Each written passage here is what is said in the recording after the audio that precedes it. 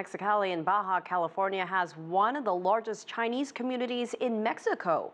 At one point in its history, many Chinese immigrants would literally go underground to escape the sweltering heat and anti-immigrant persecution. CCTV's Martin Markovitz reports.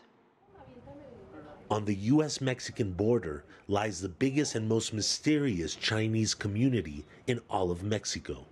Less than a century ago, La Chinesca, Mexicali's Chinatown, was made up of a series of underground tunnels and basements under Chinese-owned shops. It was there where hundreds of Chinese lived. Historians say because of Mexicali's proximity to the border, the tunnels were also used by bootleggers to smuggle alcohol to the U.S. during Prohibition. Now, tours are given to commemorate this lost community. These systems of tunnels created a small city. They used these spaces for housing. There were also opium dens, jails, and casinos. The Chinese first came to Mexicali from the U.S. after the completion of the railroads in the early 1900s. They were hired to build an irrigation system in the Mexicali Valley. Soon, the Chinese outnumbered the Mexicans here.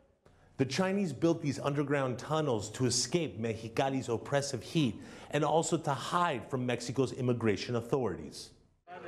After the Mexican Revolution, anti-immigrant sentiment engulfed the country, and many of Mexicali's Chinese population lost work and were forced to live in hiding. Now, Mexicali has the biggest population of Chinese descendants in Mexico. Luis Manuel Chong of the Mexicali Chinese Association says it's important that their history and contributions are remembered. It was really an economic relationship. Of course, there were problems with the government, but the Chinese brought in a lot of money into the public sector. Their hard work helped construct Mexicali's schools, hospitals, bridges, and highways. Immigrants survived in the tunnels well into the latter part of the 20th century until earthquakes and floods forced them to evacuate.